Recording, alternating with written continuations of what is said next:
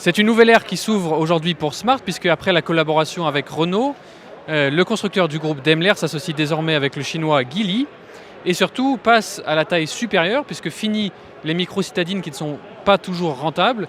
Là, Smart s'attaque au segment très chargé des SUV urbains. Alors quand on dit SUV urbain, ce SUV Smart fait environ 4,30 m de long. C'est dans la moyenne de la catégorie, c'est évidemment énorme pour une Smart. Et surtout, évidemment, c'est une voiture 100% électrique. On nous annonce environ 430 km d'autonomie en WLTP, même si ce n'est ici qu'un concept car. La version définitive devrait arriver vers la fin 2022 et on nous dit que les lignes seront très proches de ce concept.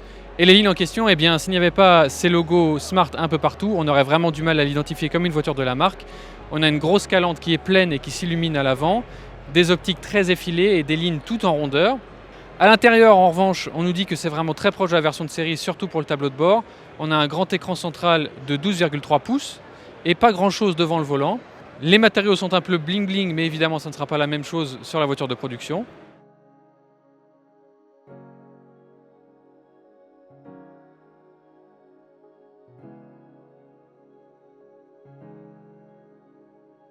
Et Smart, surtout, a fait attention à l'habitabilité à bord, surtout que sur la version de production, il y aura une banquette à l'arrière et non pas deux sièges différents.